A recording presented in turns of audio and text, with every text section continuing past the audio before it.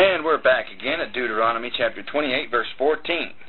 And you shall not go aside from any of the words which I command you this day to the right hand or to the left to go after other gods to serve them. Okay, notes. Well, Israel was to faithfully obey the law. As well, believers under the new covenant can claim the same promises, and in fact, much more easily than Israel of old because of Christ and the cross. Now, as wonderful as this is which the Lord promises Israel, He now promises even more under the new covenant, which Paul referred to as actually a better covenant. If you read Hebrews chapter 8, verse 6, we're going to be verse 15. But it shall come to pass, if you will not hearken unto the voice of the Lord your God, to observe to do all His commandments and His statutes which I command you this day, that all these curses shall come upon you and overtake you. Notes.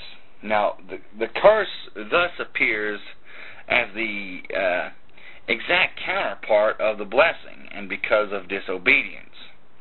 Verse 16, cursed shall you be in the city, and cursed shall you be in the field.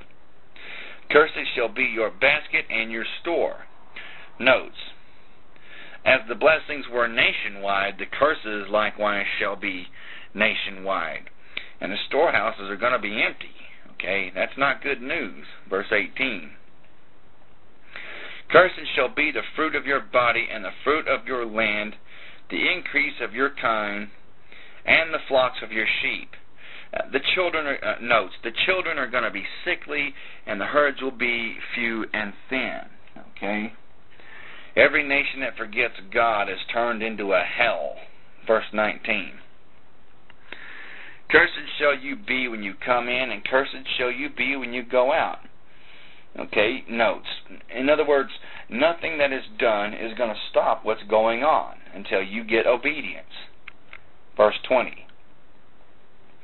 The Lord shall send upon you cursing, vexation, and rebuke, and all that you set your hand unto for to do, until you be destroyed, and until you perish quickly, because of the wickedness of your doings, whereby you have forsaken me. Notes. The blessings for obedience and destruction for disobedience. Guess what, folks? It's the same right now. Verse 21.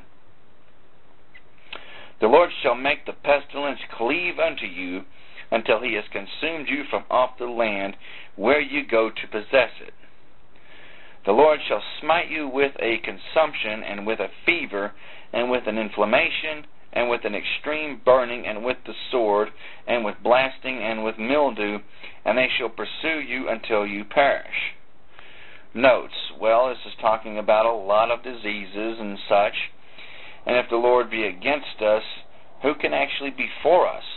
But if the Lord is for us, who can truly be against us? Verse 23.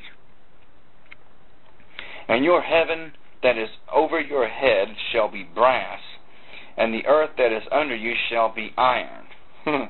Notes. Now, this is God using a figure of speech, if you will. It's not saying that the heavens are going to literally be made out of metal. But the idea is, imagine that your prayers are going up and they're just hitting a big metal bowl. The idea is your prayers are not going to be answered. Well, guess what? If the ground is made out of iron, it's going to be awfully hard to grow crops there. You see, this is, once again, God using a figure of speech to get His message across. They should have taken His word a lot more seriously just based on verse 23, but verse 24. The Lord shall make the rain of your land powder and dust. From heaven shall it come down upon you until you be destroyed. Notes. There's going to be no rain, okay? The curses shall come from heaven because of disobedience. Verse 25. The Lord shall cause you to be smitten before your enemies. You shall go out one way against them, and you shall flee 7 ways before them, and shall be removed unto all the kingdoms of the earth. Big time notes. Now, this is exactly what happened in complete totality in AD 70 when Titus, the Roman general, laid Jerusalem pretty much laid waste, with hundreds of thousands of Jews sold all over the world as slaves, and they remained scattered for roughly about 2,000 years. Okay, verse 26. Got to clear my throat. And your carcass shall be meat unto all the fowls of the air, and unto the beast of the earth, and no man shall fray them away. Okay, notes. This is talking about complete and total defeat in battle. You might get your dukes up and you might get a few punches in, but you're not going to do good, okay? Verse 27. The Lord will smite you with the botch of Egypt, and with the emerods, and with the scab, and with the itch, whereof you cannot be healed. Okay? Notes. God is saying, listen, people, I control diseases and sicknesses, and if you don't obey me, not only am I going to leave my protective covering off of you, I'm going to send some nasty things your ways. Okay, verse 28. The Lord shall smite you with madness and blindness and astonishment of heart. Notes. Now this is clearly talking about fear and insanity. Okay, you're going to have mental illnesses if you don't obey the Lord. Okay, verse 29. That kind of goes against the modern thinking of the world. They think that we're crazy. We think they're crazy. Verse 29. And you shall grope at noonday, as the blind gropes in darkness, and you shall not prosper in your ways. And you shall be only oppressed and spoiled evermore, and no man shall save you. Notes. Once again, if God be against us, who can actually be for us? Verse 30. You shall betroth a wife, and another man shall lie with her. You shall build an house, and you shall not dwell therein.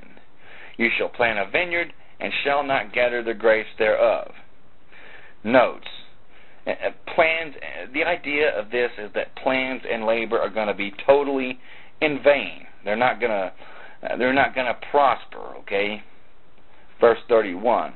Your ox shall be slain before your eyes, and you shall not eat thereof. Your ass shall be violently taken away from before your face, and shall not be restored unto you. Your sheep shall be given unto your enemies, and you shall have none to rescue them. Notes. Now without God, Israel will be helpless before her enemies. That's pretty much the entire idea of all these verses. Verse 32. Your sons and your daughters shall be given unto another people, and your eyes shall look and fail with longing for them all the day long, and there shall be no night or no might in your hand. In other words, you're going to be powerless, okay? There's nothing you're going to be able to do. You're going to have problems that just seem to not have any answers. Are you paying attention to the news, America? Perhaps the reason why all these crazy and ridiculous problems that we're having are happening because we have forsaken the Lord. You're seeing that happen, and it's just devastating to us. Verse 33. The fruit of your land and all your labor shall a nation which you know not eat up, and you shall be only oppressed and crushed always. In other words, your labor is going to be wasted. Okay, verse 34. So that you shall be mad for the sight of your eyes, which you shall see. Notes. You're going to be able to look north, east, south, and west, and everything that you see is going to be nothing but destruction.